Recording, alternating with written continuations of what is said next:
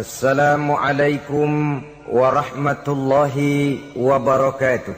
Waalaikumsalam warahmatullahi wabarakatuh. Bismillahi walhamdulillah.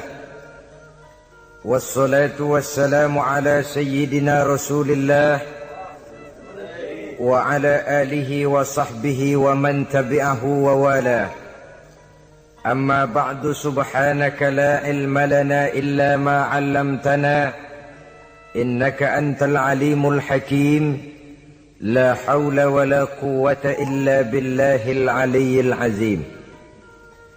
Saudara-saudara kaum muslimin rahimakumullah, sebagai agama sempurna, Islam memberikan bimbingan kepada manusia sejak ia berpribadi, berumah tangga, bertetangga, bermasyarakat, sampai kepada berbangsa dan bernegara. Adalah benar jikalau dalam ayat ketiga surah Al-Ma'idah Allah subhanahu wa ta'ala berfirman, Al-yawma akmaltu lakum dinakum wa atmamtu alaikum ni'mati wa raditu lakumul islam dina. Pada hari ini telah aku sempurnakan bagimu agamamu. Sempurna dalam arti bahwa nilai-nilai Islam menyentuh seluruh kegiatan hidup manusia, sejak dari yang sekecil-kecilnya sampai kepada yang sebesar-besarnya. Wa atmamtu alaikum ni'mati, aku cukupkan nikmatku kepadamu. Wa raditu lakumul islam dina, dan aku ridhoi Islam sebagai agama bagimu. Pada pertemuan kali ini kita akan membicarakan cuplikan kecil dari bagaimana hak-hak hidup bertetangga menurut ajaran Islam. Seperti yang kita maklum bahwa secara zahir tetangga adalah orang yang paling dekat hidupnya dengan kita. Apalagi jikalau kita adalah perantau, walaupun hakikatnya seluruh manusia di permukaan bumi ini adalah perantau. Tapi perantau dalam artian kita jauh dari kampung halaman tempat di mana kita dilahirkan, jauh dari ayah bunda, keluarga, sanak famili, dan handai tolan. Tidak selamanya hidup ini berjalan mulus. Kadang kita berhadapan dengan hal-hal yang tidak menyenangkan. Kadang kita bertemu dengan hal-hal yang tidak kita harapkan. Tentu bukan orang dari kampung yang datang menolong kita lebih dahulu, melainkan tetangga sebelah menyebelahlah barangkali yang akan melaksanakannya. Banyak orang merasa senang tinggal dalam satu lingkungan oleh karena ia mempunyai tetangga-tetangga yang sesuka hidup sosial, bermasyarakat, hormat menghormati, dan lain sebagainya. Tetapi tidak jarang orang merasakan lingkungannya sebagai neraka oleh karena tidak ada tetangga-tetangga yang dapat diajaknya untuk hidup bersosial.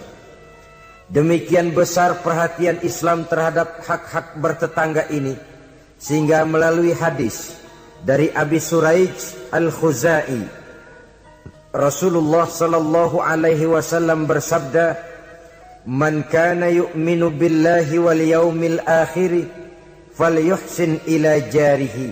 Rawahul Bukhari wa Muslim. Beliau bersabda, barang siapa yang beriman kepada Allah dan hari akhir, hendaklah ia berbuat baik kepada tetangganya. Iman kepada Allah dan hari akhir dijadikan taruhan untuk memberikan stres agar kita bisa berbuat baik kepada tetangga. Dengan kata lain, hanyalah orang yang beriman kepada Allah dan hari akhir saja yang akan bisa berbuat baik kepada tetangganya. Kalau demikian masalahnya, bagaimana cara berbuat baik kepada tetangga? Dengan kata lain, apa hak-hak dalam kehidupan bertetangga itu? Melalui hadis yang diriwayatkan oleh Amru ibnu Shu'aib, Rasulullah pernah bertanya kepada para sahabat di satu hari, "Atadruna ma haqqul jar?" Saudara-saudara, tahukah kamu apa hak tetangga itu? Beliau sendiri kemudian menjawab, pertama, izasta'ana bika a'antahu. Apabila ia minta tolong kepadamu, hendaklah kamu memberikan pertolongan kepadanya. Ini merupakan hak di dalam kita bertetangga. Apabila orang datang minta tolong kepadamu, dan kamu memang berada dalam satu posisi yang sanggup memberikan pertolongan, janganlah berat tangan untuk menolongnya. Sebab biasanya di dalam kehidupan bermasyarakat, jika kita tidak sanggup menghormati orang lain, jangan berharap orang lain akan mau menghormati kita. Jika kita berat tangan untuk memberikan pertolongan kepada orang lain, suatu saat bila kita mendapat kesulitan pun, jangan terlalu berharap bahwa orang lain akan mau juga menolong kita. Bagaimana sikap kita, begitulah biasanya sikap orang lain kepada kita. Saudara-saudara kaum muslimin rahimakumullah, adat hidup adalah tolong menolong. Kewajiban kita adalah menolong tetangga. Tetapi sebagai tetangga pun, apabila kita minta tolong kepada orang lain, hendaknya dalam batas-batas ukuran yang memang orang lain itu mampu menolongnya. Sesuatu yang kita memang berada di luar kesanggupan kita mengerjakannya. Jangan lalu menjadikan orang yang menolong kita sebagai satu andalan. Sebab biasanya sekali ditolong langganan. Setiap datang kesulitan, ke situ lagi kita lari. Manusia pada waktu-waktu tertentu punya juga titik jenuh. Ya, kalau duitnya lagi ada, pikirannya lagi enteng, napasnya lagi lega, mungkin dia mau menolong orang. Sekali, 2 kali masih juga ditolong. 3 kali barangkali juga mungkin. 4 kali ke atas mukanya udah rada butek.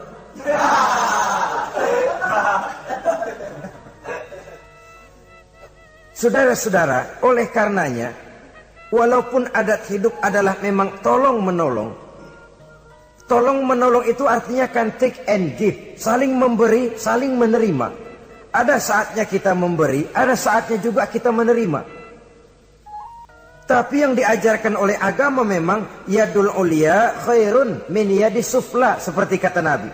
Tangan di atas lebih baik daripada tangan di bawah. Artinya yang menolong posisinya lebih baik daripada orang yang meminta pertolongan. Tapi biasanya kita umumnya lebih demen minta tolong daripada nolongin. Bahkan sesuatu yang kita mampu pun, kalau masih ada yang mau nolongin, masih kita andelin tuh orang.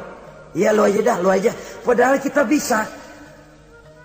Akhirnya terdidik kita untuk manja, kehilangan kepercayaan kepada kemampuan diri sendiri. Saudara-saudara, jadi walaupun adat hidup adalah tolong menolong, tetapi jangan lalu mengandalkan sehingga kita tidak mau mengeluarkan kemampuan yang maksimal untuk melakukan usaha terhadap sesuatu yang memang kita masih mampu untuk mengusahakannya. Ini yang pertama. Yang kedua kata Nabi, wa izastan soroka nasortahu. Apabila ia meminta bantuan kepadamu, maka bantulah. Ada perbedaan antara ista'ana dengan istansoro. Ista'ana biasanya pertolongan dalam bentuk moral. Istansoro pertolongan bantuan dalam bentuk material. Menolong dengan membantu. Membantu kelihatannya lebih real, lebih nyata. Menolong bisa secara moral. Keduanya diajarkan oleh agama. Orang yang datang minta tolong kepadamu, tolong dia. Orang yang datang meminta bantuan kepadamu dan kamu ada kemampuan untuk itu, bantu dia. Allah akan selalu menolong seorang hamba selama hamba itu masih mau menolong saudaranya. Allah selalu akan membantu seorang hamba selama hamba itu masih mau membantu saudaranya. Sehingga dengan demikian, orang yang kita tolong mungkin dia tidak bisa memberikan balasan kepada kita. Orang yang kita bantu barangkali juga tidak bisa memberikan balasan kepada kita. Allah yang akan memberikan balasan melalui jalan lain yang tidak pernah kita sangka-sangka barang sedikit pun. Termasuk jenis yang min haitsu la yahtasib. Termasuk jenis yang tidak kita perkirakan sebelumnya dari mana datangnya. Bahwa pertolongan kita kepada orang lain akan meluaskan jalan usaha kita. Bantuan kita kepada orang lain akan melancarkan rezeki kita sendiri. Tidak ada orang jatuh miskin karena rajin membantu orang lain. Tidak ada orang jatuh bangkrut karena murah tangan rajin sedekah. Wah, dulunya dia kaya banget Pak, cuman kerajinan sedekah bangkrut sekarang. Tidak ada. Belum pernah ada terjadi itu. Bukan bakhil yang menyebabkan orang jadi kaya, bukan sikap pemurah yang menyebabkan orang jatuh miskin. Malahan saudara-saudara, kaya itu kan ada dua macam tuh. Ada kaya majazi, ada kaya hakiki. Yang dinamakan kaya majazi, orang yang banyak hartanya tapi miskin hatinya. Sebenarnya hidupnya cukup, tapi dia masih selalu merasa kurang. Maka dia tidak pernah cukup. Duitnya banyak, tapi perasaannya selalu miskin. Maka dia miskin terus. Duitnya 1 juta, hilang 1.000. Yang 1.000 dia pikirin, botak palanya.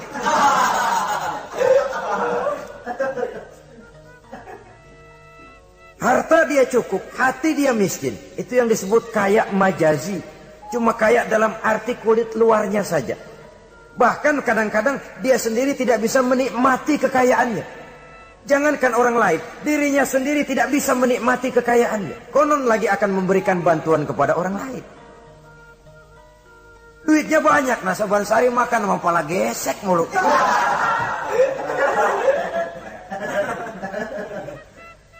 Jangankan orang lain, dia sendiri tidak bisa menikmati kekayaannya. Hawanya udah mau tekor aja udah. Saudara-saudara, lah yang dinamakan kaya hakiki, orang yang kaya hatinya. Ini sumber kekayaan. Kalau dalam suasana keadaan hidup yang sekarang ini kita sudah merasa kaya, alhamdulillah, inilah yang diberikan Allah kepada kita. Miskin saya? Enggak, di bawah saya masih banyak orang yang lebih miskin lagi. Susah saya? Tidak, di bawah saya masih banyak orang yang lebih susah dari saya. Tidak punya duit saya, oh orang lain yang lebih tidak punya duit lagi dari saya masih lebih banyak. Orang yang kaya hakiki. Dari sini kekayaan berangkat, dari sini kekayaan dimulai. Oleh karena itu biarin duit kita banyak asal hati kita kaya, nggak apa-apa. Daripada duit nggak punya, hati melarat, dah susah kemana-mana. Kesono sumpok kemari sempit. Saudara-saudara, jadi oleh karenanya bantuan kita kepada orang lain akan melancarkan rezeki kita. Pertolongan kita kepada orang lain akan memudahkan usaha kita. Yakinlah itu. Karena Allah tentu tidak buta. Allah tentu maha adil. Allah tentu maha bijaksana. Tidak ada ruginya orang yang menolong orang lain. Walaupun kadang-kadang kan air susu dibalas air tuba. Kadang-kadang ada istilah, gua nolongin anjing kejepit. Susah ditolongin, begitu senang nginjek. Kadang-kadang tahu begitu. Itu perasaan manusiawi kita sebenarnya. Perasaan manusiawi kita. Tapi sesungguhnya walaupun kebaikan kita dibalasnya dengan kejahatan, Allah kan tidak buta. Allah kan adil. Akan datang kebaikan-kebaikan dari arah lain meliputi kehidupan kita. Karena itu jangan pernah menyesal untuk berbuat baik. Jangan pernah menyesal untuk berbuat baik. Saudara-saudara kaum muslimin rahimakumullah. Jadi yang kedua, apabila dia meminta bantuan kepadamu, bantu. Andai kata belum bisa, ya dengan kata-kata. Kata-kata itu juga sudah meringankan kesulitan orang. Kadang-kadang sudah membantu enggak, ngomong enggak enak lagi. Ini namanya orang udah jatuh kita tibanin ember.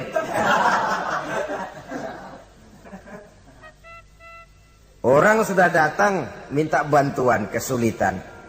Sudah gitu udah enggak kita kasih. Ngomong kita pahit bener. Potongan lu mau minjem duit apa ada harapan ganti. Umpamanya saudara-saudara, taruh kata tidak bisa kita membantu secara real, bantulah dengan kata-kata. Syukur kalau dengan doa. Saat ini barangkali saya belum bisa bantu, mudah-mudahan dari tetangga lain barangkali bisa bantu, karena saya sendiri dalam posisi yang sedang agak sulit umpamanya. Bantulah dengan kata-kata, dengan doa, setidaknya dengan harapan. Sehingga orang pulang walaupun tidak mendapatkan apa yang tidak dia ingin, apa yang dia inginkan tidak didapatkan, tapi setidaknya hatinya tidak terlalu sakit.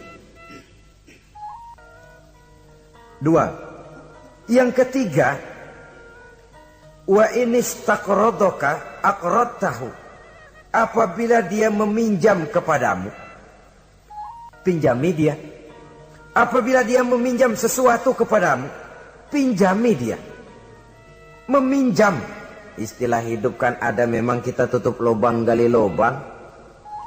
Gak selamanya orang selalu ada. Makin kaya ya makin besar urusannya. Makin banyak duitnya, ya makin banyak pengeluarannya. Bisa jadi loh, orang yang punya duit 10.000 lebih tenang daripada yang punya duit 100.000. Kenapa? Dia punya duit 100.000 lah, urusannya 200.000. Tapi dia punya duit 10.000 lah, jajannya cuma bakso, anteng. Bisa jadi orang yang punya duit 10.000 lebih tenang daripada yang 100.000 itu tadi. Kenapa? Yang 100.000 besar uangnya, besar lagi urusan. Yang 10.000 kecil memang jumlahnya, tapi kecil juga barangkali urusannya. Itu barangkali juga satu pola daripada keadilan Allah. Oleh karenanya saudara-saudara, hidup itu tutup lubang gali lubang. Gak selamanya kita ada, gak selamanya juga kita gak ada.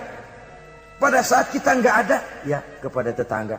Pada saat kita ada, tetangga kesulitan, boya kita datang memberikan pertolongan, meminjam. Cuma kalau kita jadi tetangga pun harus jelas, minjem ya minjem, minta ya minta.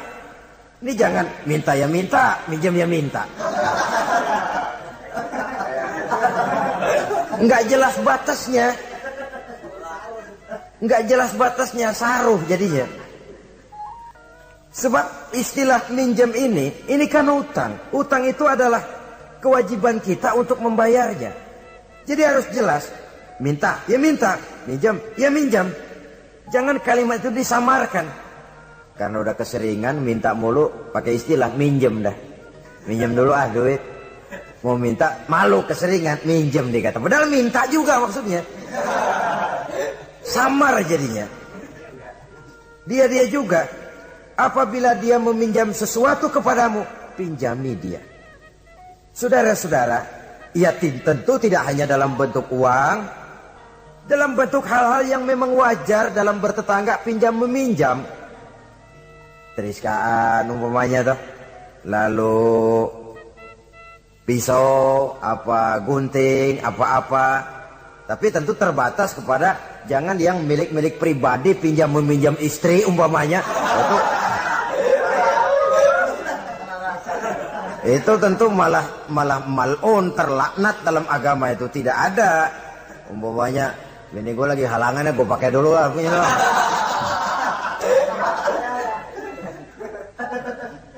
Apabila dia meminjam sesuatu kepadamu yang kamu ada, punya, pinjami dia. Sebab suatu saat pun pasti akan terjadi di mana kita juga bisa minjam kepada orang lain. Dengan demikian akan terjadi saling pengertian. Sebaliknya kalau kita ada, seret banget keluarnya. Orang minjem, kita ada, orang tahu kita punya, nggak kita kasih. Ntar giliran kita perlu minjem, dia kan gitu juga, bayar utang. Jangan, kalau dia jangan dah, puyuh bebuntut jangan dipinjam itu. Nah, dia begitu juga sama kita, kan begitu hidup itu. Dia begitu juga katanya sama kita. Orang yang berhati sutra itu jarang. Orang yang berhati emas itu jarang. Yang bisa membalas air tuba dengan air susu itu jarang. Yang bisa berbuat baik dengan orang yang jahat itu kan langka. Kita kan sistemnya masih draw. Udah begitu ya, gue begitu. Seri kita maunya. Dan memang agama mengajarkan wa jaza'u sayyi'atin sayyi'atun misluha. Tapi faman afa wa aslaha fa ajruhu 'ala Allah. balasan terhadap suatu kejahatan, kejahatan yang seimbang. Tapi kalau kamu berbuat baik dan mau memberi maaf, itu yang lebih baik dan itu yang akan dapat pahala. Jadi kalau orang pelit sama kita, kita pelit lagi. Ya seri, Mang. Seri. Artinya nilai diri kita tidak lebih baik daripada dia itu. Tapi kalau kita bisa baik sama tetangga yang pelit, pertama nilai kita lebih baik daripada dia. Yang kedua dia bingung diri dah. Dia bingung diri. Ini orang gue pelit banget sama dia, gue baik banget sama gue. Dia bingung diri, saudara-saudara. Kalau emang nggak bingung malu, badak.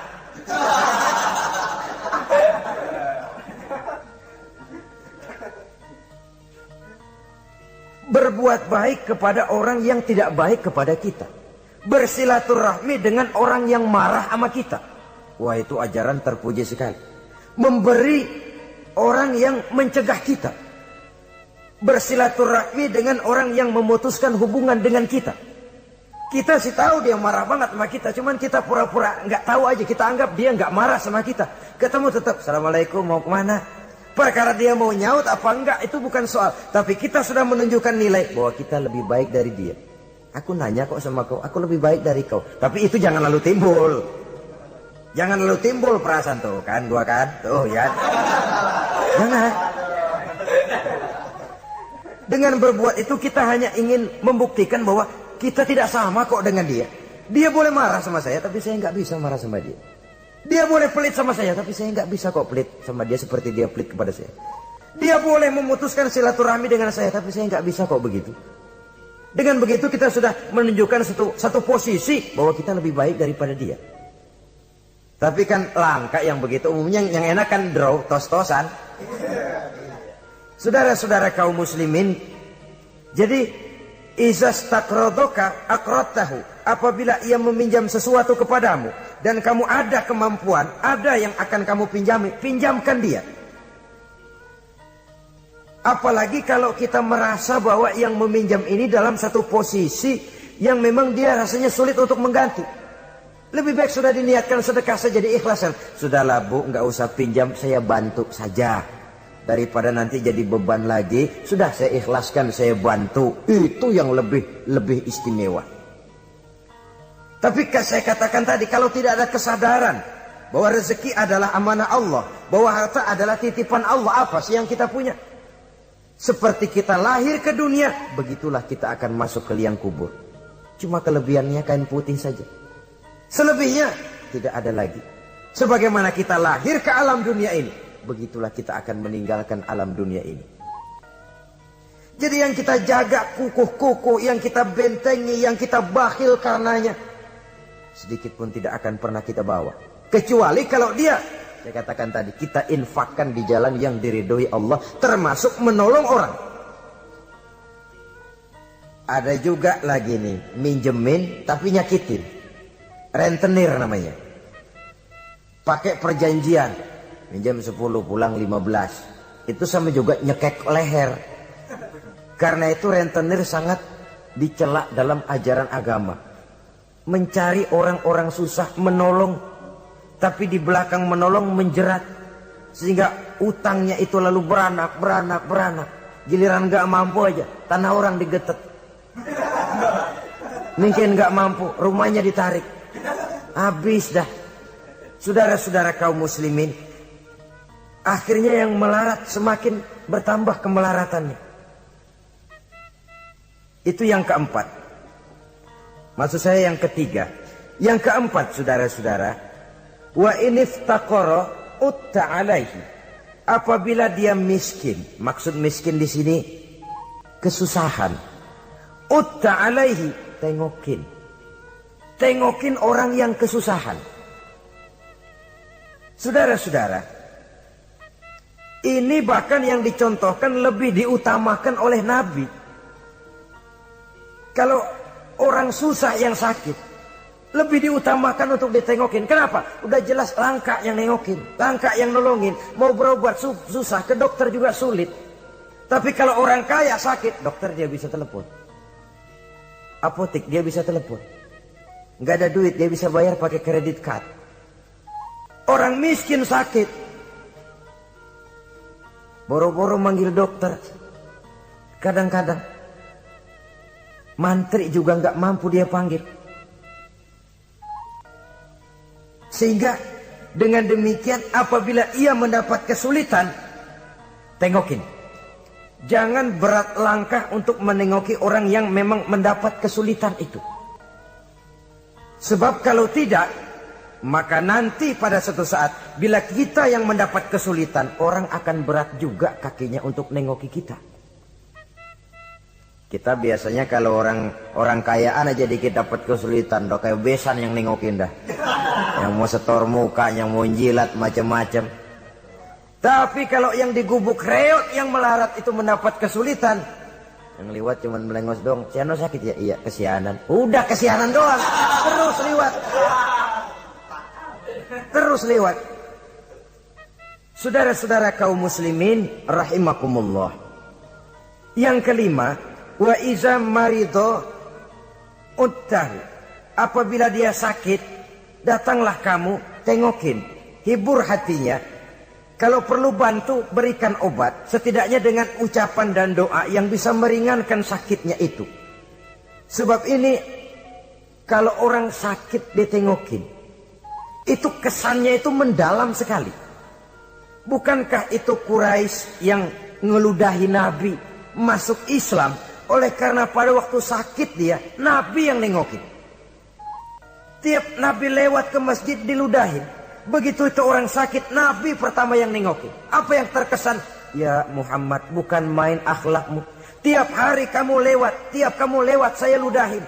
Sekarang begitu saya sakit, seorang pun belum datang nengokin saya. Kamu lebih dulu nengokin. Akhlakmu Muhammad. Mulai hari ini saksikan. Asyhadu an la ilaha illallah wa asyhadu annaka ya Muhammad Rasulullah. Masuk Islam. Kalau kita sakit ditengokin orang, rasanya udah jadi obat tuh tengokan.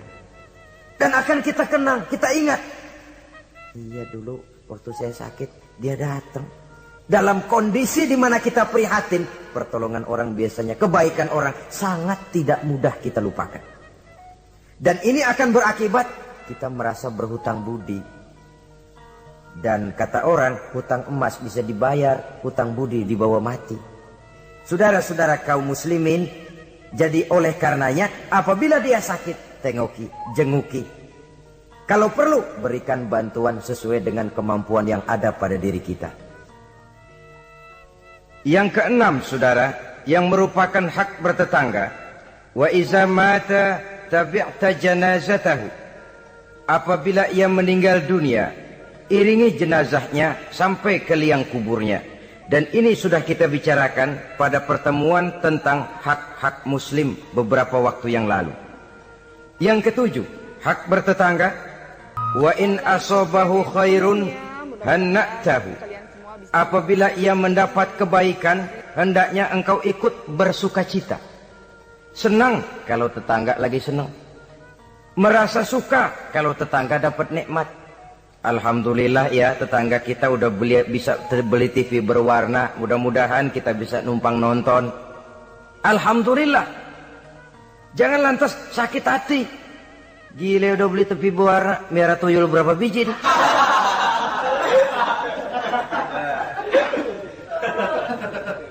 Sebab umumnya kan begitu. Kalau kita ada, orang selidikin dukunnya. Kalau kita kebelangsak, orang surakin.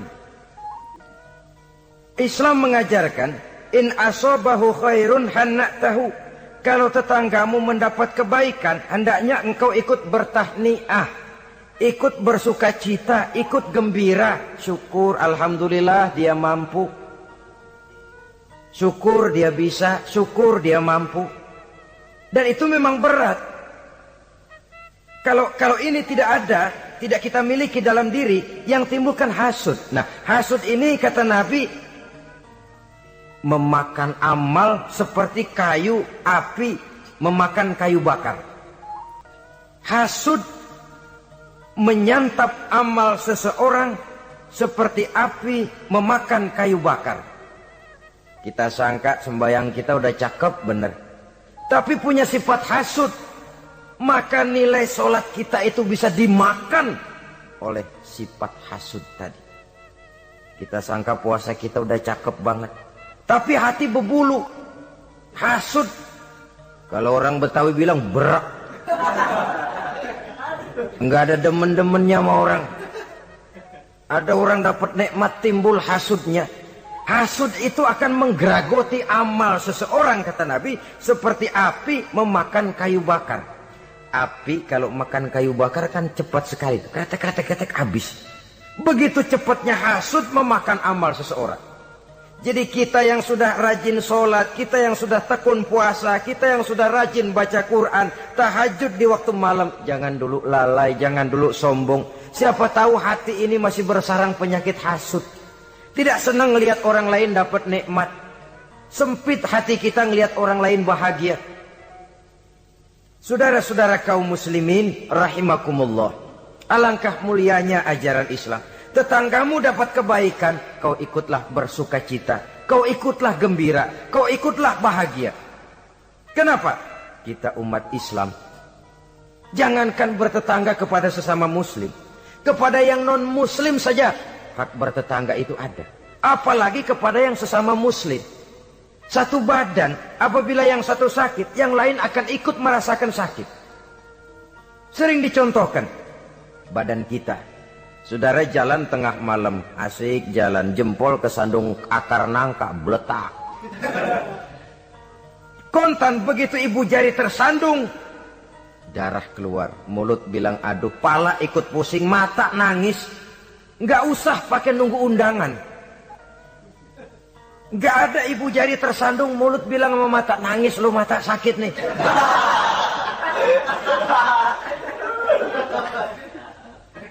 Kalau anak sekolahan bilang, ini yang disebut solidaritas sosial yang terjadi secara reflektif. Begitu tetangga senang, kita ikut senang. Tetangga susah, kita ikut susah. Reflektif. Sehingga dengan demikian, kita ini bagaikan satu badan. Apabila yang satu sakit, yang lain ikut merasakan sakit. Lebih dari sekedar darah, ras, kita diikat dengan akidah. Dari akidah yang sama, lahirlah rasa kesamaan, kesetiakawanan sosial, istilah sekarang ini. Sehingga kesenjangan, bahwa yang kaya makin kaya, yang miskin makin bangkrut, tidak akan makin memuncak. Ya memang bahwa penduduk dunia selalu ada yang miskin, ada yang kaya, itu nature, sunnatullah. Emang dari sononya udah begitu. Kalau semua orang kaya, ya tidak ada yang miskin. Semua orang miskin, ya tidak ada orang kaya. Logikanya, seseorang dinamakan kaya karena ada yang miskin. Orang disebut miskin karena ada yang kaya. Kenapa dia bilang kita bilang dia miskin? Kita ukur dari yang kaya. Kenapa kita bilang dia orang kaya? Kita ukur dari yang miskin. Jadi mestinya orang kaya itu terima kasih kepada orang miskin. Sebab kalau tidak ada orang miskin, orang kaya tidak ada. Saudara hadirin yang saya hormati, jadi dengan demikian, etik dalam kehidupan bertetangga menurut ajaran Islam, apabila tetanggamu mendapat nikmat, kau ikut bersyukur. Kan langka yang begini nih. Yang ada, yang enak banget emang kita katain. Kita katain. Atau paling tidak kata-kata yang enggak enak. Lihatin aja jamu kemana. Lihatin gitu. Segitu enggak senengnya lihat orang lain dapat nikmat. Yang kedelapan, lawanannya, wa in asobathu musibatun azzaitahu. Apabila ia mendapat kesulitan, azzaitahu, kamu hendaknya ikut bertakziah, ikut berduka cita. Dia mendapat kesulitan, kita ikut berduka cita. Kesulitan yang paling ringan sekalipun. Radionya hilang, televisinya hilang, istrinya umpamanya hilang. Umpamanya.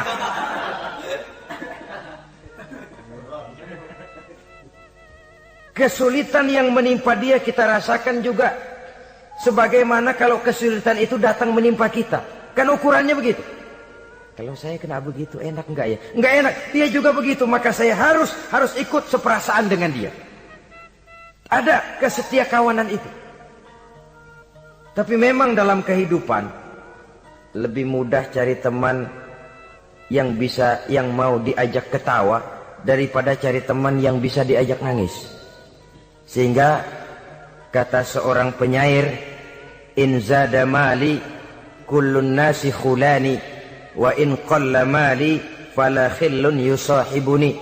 Kalau harta saya banyak, semua orang mau nemenin saya. Tapi kalau saya jatuh miskin, kagak ada yang nongol.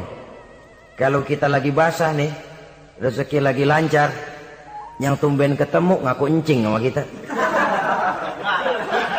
Iya, lah gua encing lu ini. Ketemu baru itu encing katanya. Tapi begitu kita bangkrut, melarat, bangpak, rusak, laler, roga nemplok. Laler sekarang tahu juga orang susah rupanya. Begitulah kehidupan sesungguhnya, tapi tidak begitu yang diajarkan oleh agama. Saudaramu, tetanggamu mendapat kesulitan, kau hendaknya ikut juga berduka cita. Jangan senyum di atas penderitaan orang lain. Jangan menari di bangkai orang lain. Jangan tertawa di atas tangisan tetangga. Jangan asal senang sendiri. Karena itu pernah dicontohkan, kebebasan kita hakikatnya dibatasi oleh kebebasan orang lain. Kebebasan mutlak tidak ada. Kalau saya beli radio, kalau saya berpikir menurut saya sendiri, radio gue, yang beli gue, pakai duit gue setel di rumah gue, sekeras-kerasnya, ada apa malu pada? Itu kan kalau menurut saya. Tapi tetangga sebelah saya kan juga mikirnya begitu. Mata gue, yang ngantuk gue tidur di kamar gue. Ngapa suara radio lu masuk kemari?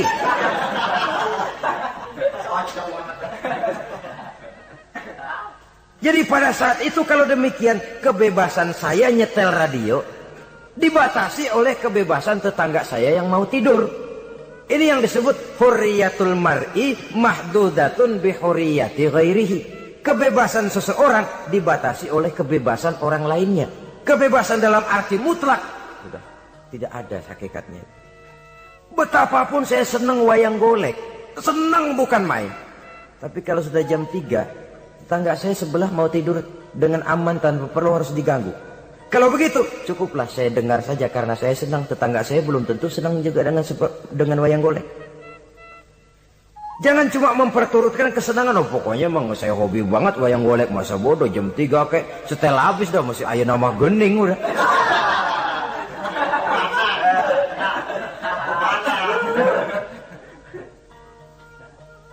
Baiklah saudara-saudara. Jadi yang ke-9 sekarang. Wala tastazillu alaihi al-bina fatahjubu anhu ar-rihu illa biiznihi.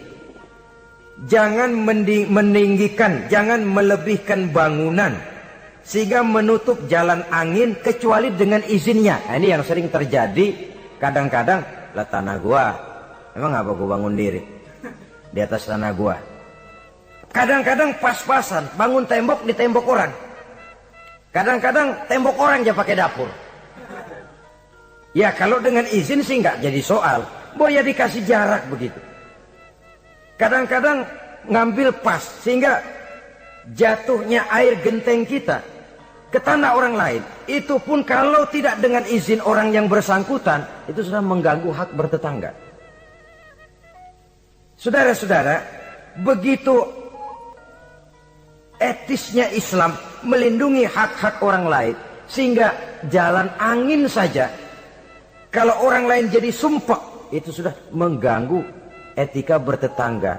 Walaupun batas tanahnya memang itu, tapi boleh dikasih jarak setengah meter apa 1 meter untuk lintas angin supaya ada sirkulasi udara dan lain sebagainya.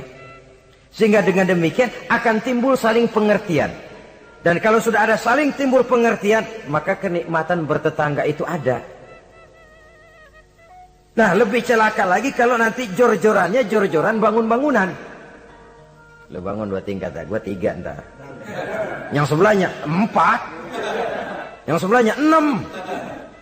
Kalau sudah begitu, apalagi motifnya untuk menunjukkan bahwa saya lebih hebat dari tetangga sebelah, kita akan terjebak kepada alhaakumut takatsur hatta zurtumul maqabir. Lalai oleh karena berlomba memperbanyak itu saja.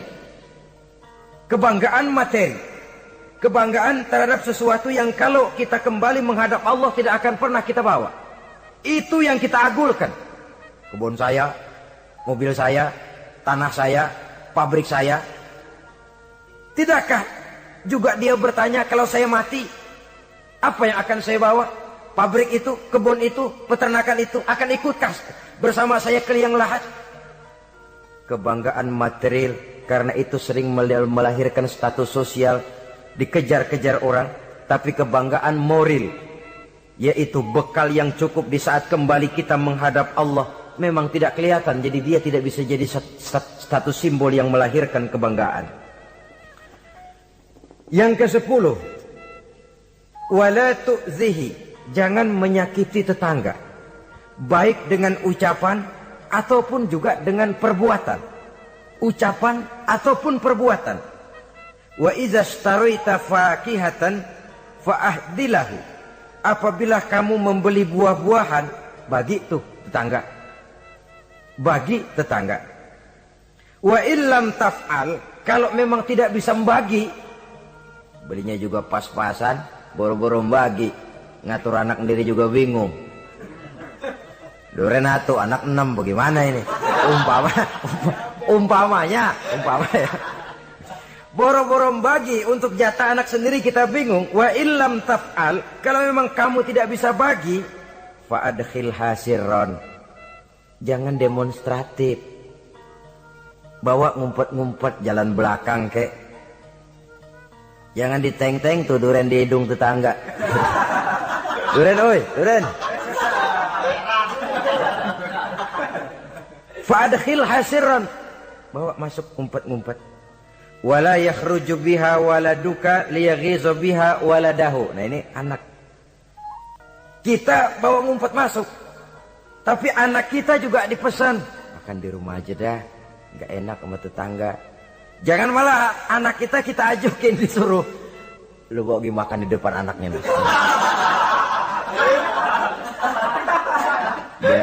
Biar dia celam-celam gitu. Karena itu tentu akan menyakiti perasaannya. Apalagi kalau dia lihat, ya tetangga kita sih mungkin nggak minta, tapi etisnya kan begitu, etisnya.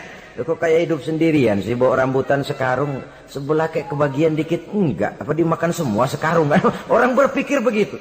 Dia mungkin nggak, jangan akan minta, berharap pun enggak, tapi etisnya bertetangga itu. Kalau kau membeli buah-buahan, bagi tetanggamu, hadiahkan tetanggamu. Andai kata tidak bisa dilakukan itu, jangan demonstratif. Saudara-saudara, bukankah ini pada hakikatnya menjaga perasaan? Karena bertetangga itu peka sekali. Apalagi bagi kita yang tinggal di perkampungan dengan perumahan yang rapat, atau di komplek-komplek di mana persaingan kelihatannya dalam satu level itu begitu menyolok. Kadang-kadang status suaminya, pegawainya sama, golongannya sama, tapi sebelah punya kulkas, sebelah enggak, murug. Sebelah TV-nya berwarna, sebelah hitam putih, meriang. Sebelah beli motor, sebelah enggak, bengek. Sering terjadi hal semacam itu, menimbulkan psikosomatik. Itu sering diceritakan. Dibakar oleh perasaannya sendiri. Tinggal lagi di komplek, di mana kelangsungan kehidupan kelihatan betul sehari-hari. Sering terjadi. Tangganya sebelah beli motor, yang sebelah meriang. Besokannya beli kulkas, dia bikin gawat, masuk rumah sakit. Di rumah sakit dengar tetangganya beli mobil, mati.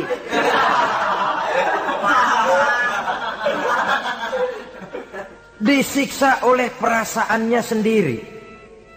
Sehingga persaingan itu lalu nanti tidak sehat. Kalau dia nggak bisa, orang dia hasudin. Kalau hasud masih nggak mempan, orang lain dia bakar supaya hasud juga. Nah ini nih celakanya. Sudah dia nggak senang sama seseorang, orang lain dibakar juga untuk tidak senang kepada orang itu. Ini yang marahan pakai ngebon, marahan pakai ngundang, marahan nyok masih ano.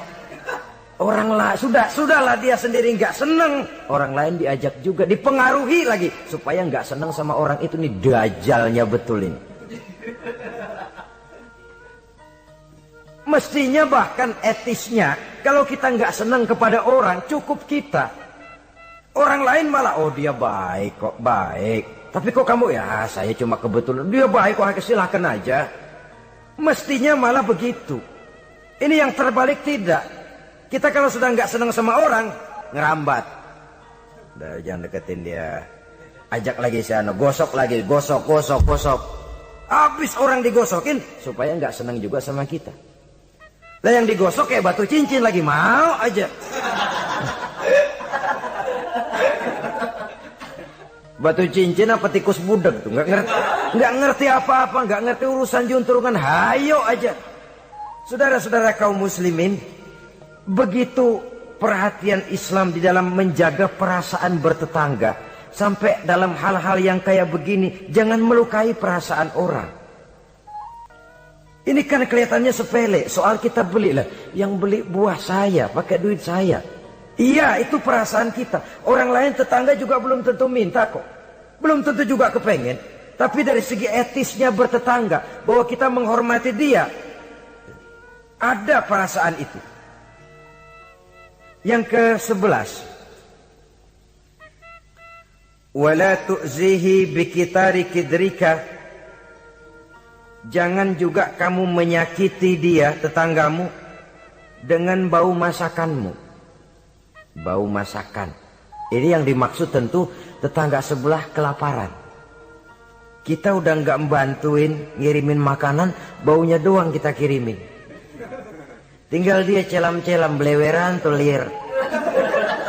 Saudara-saudara, ini juga termasuk demonstratif. Nabi mengajarkan, iza tobakhta marokotan fa'aksir ma'aha wa ta'ahad jironaka. Apabila kamu bikin sayur, banyakin kuahnya, bagiin tetanggamu. Tapi jangan ditafsirkan mentah ini hadis. Begitu nyayur, kuah mulu. Tangga semua kebagian ya, cuman air. Ya tidak berarti harus ditafsirkan secara mentah demikian itu, saudara-saudara. Tapi ini ada kaitannya dengan yang ke-11 tadi, bahwa menjaga perasaan bertetangga. Kemudian pertanyaan ini ditutup oleh Nabi, summa qala atadruna ma haqqul jar? Sudah tahukah kamu apa hak tetangga itu? Wallazi nafsi biyadihi la yuballighu haqqal jar illa man rahimahullah. Demi yang jiwaku berada di tangannya, demi Allah, orang sulit untuk memberikan hak tetangga, untuk menyampaikan hak tetangga, kalau bukan dengan rahmat Allah. Sebab hanya rahmat Allah itu yang datang di hati kita. Kita bisa menolong orang lain, kita bisa membantu orang lain. Kalau tidak ada rahmat Allah di hati sini, sulit loh, berat nolong orang itu. Kalau tidak ada rahmat Allah di sini, orang lain dapat kesenangan, kita ikut gembira, itu sulit. Kalau tidak ada rahmat Allah di sini, orang lain dapat musibah, kita merasa juga dapat musibah, sulit. Hanya orang yang di hatinya ada rahmat Allah yang punya perasaan seperti itu. Itu Nabi sumpah, wallazi nafsi biyadih, demi Allah yang jiwaku berada di tangannya. Yang bisa menyampaikan hak tetangga hanyalah orang yang memang dapat rahmat dari Allah Subhanahu wa ta'ala. Dia minta tolong, kita tolong. Dia minta bantuan, kita bantu. Dia minjam, kita berikan pinjaman. Dia miskin, kita tengoki. Dia sakit, kita jenguk. Dia meninggal, kita iringi jenazahnya. Dia dapat kebaikan, kita ikut gembira. Dia dapat kesulitan, kita ikut bersedih.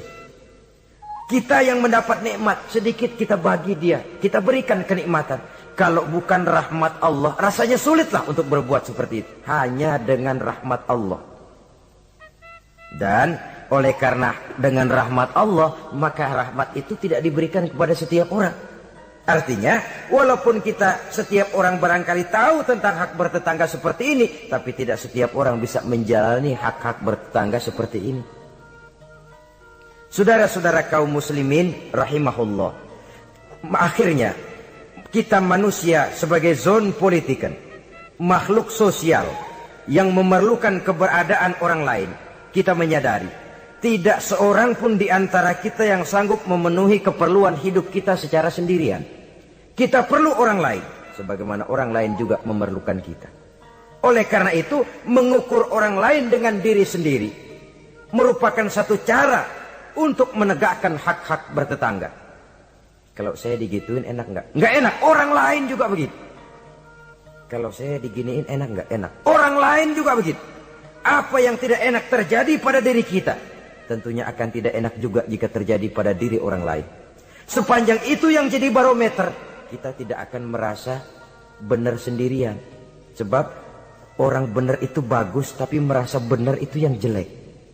Orang pintar itu baik, tapi merasa pintar itu yang jelek. Sebab tatkala kita merasa bahwa kita benar, sebenarnya bahwa kita paling benar, sebenarnya iblis sudah masuk ke dalam hati kita. Ditumbuhkannya sikap ujub, menganggap remeh orang lain, menganggap enteng orang lain, merasa dihinggapi oleh penyakit superioritas kompleks, kata orang. Merasa dialah yang paling segala-galanya. Dan ini sudah penyakit hati yang juga sangat berbahaya. Karena ujub pun termasuk bisa menghancurkan amalan kita dalam kehidupan ini. Oleh karenanya, maka di dalam hak-hak bertetangga ini, apabila hak ini kita tidak berikan, tentu ada sanksinya. Ya, sanksi sosial dalam kehidupan di dunia ini, kita akan terkucil. Tinggal di tengah masyarakat, tapi dikucilkan. Keberadaan kita dianggap sama dengan tidak ada. Kan gak enak orang begitu. Ada, tapi dianggap gak ada. Nah, yang begitu lewatin aja dah, cuekin aja. Ada, masih ada, sudah dianggap gak ada. Apalagi udah gak ada beneran, orang lupa banget.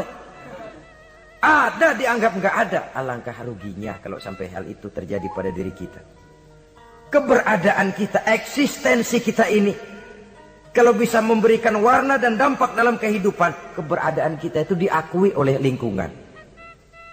Sehingga dengan demikian kita punya nilai, walaupun itu yang bukan kita cari, tapi nilai itu akan memberikan poin di dalam kehidupan kita di tengah-tengah masyarakat. Jangan lupa, masyarakat punya hukum yang tidak tertulis, tapi kekuatannya lebih kuat dari hukum tertulis.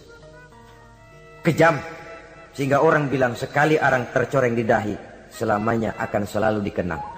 Karena itu, pandai-pandailah kita hidup bermasyarakat, pandai-pandailah kita hidup bertetangga, karena memang Allah Subhanahu wa taala menjelaskan, ya ayuhan nas, inna khalaqnakum min zakari wa unsa, wa ja'alnakum syu'uba wa qabaila lita'arafu, inna akramakum indallahi atqakum. Wahai manusia, sesungguhnya telah kami jadikan kamu dari laki-laki dan perempuan. Kami jadikan kamu bersuku-suku dan berbangsa-bangsa. Tidak untuk berpecah belah, tidak untuk saling silang, tidak untuk bersengketa, tidak untuk memusuhi dan menumpahkan darah, saling menghina, meremehkan dan mengentengkan orang lain. Tujuan kamu diciptakan dari laki-laki dan perempuan, bersuku-suku dan berbangsa-bangsa, tidak lain lita'arafu, agar kamu saling mengenal satu sama lain. Saling mengenal, bukan saling tidak mengenal. Jangan sampai terjadi tidak mau saling mengenal.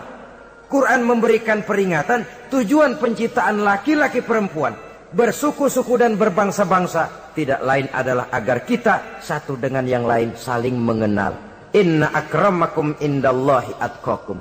Yang paling mulia bukan yang rumahnya paling bagus, yang paling mulia bukan yang kendaraannya paling hebat, yang paling mulia bukan yang hartanya paling banyak. Inna akramakum indallahi atqakum. Yang paling mulia di antara kamu dalam pandangan Allah adalah orang yang paling bertakwa kepadanya. Ke arah itu kita berjalan, dan ke arah itu kita membina kehidupan bertetangga, menjadi tetangga yang bertakwa kepada Allah Subhanahu wa ta'ala. Semoga Allah memberikan rahmatnya kepada kita bersama, sehingga di hati ini ada kesadaran untuk memperhatikan tentang hak-hak bertetangga ini. Terima kasih atas perhatian saudara. Mohon maaf atas segala kekurangan. Usikum wa nafsi bitaqwallah. Wassalamualaikum warahmatullahi wabarakatuh. Like, subscribe, and komen ya. Mudah-mudahan kalian semua bisa menikmati video ini. Terima kasih.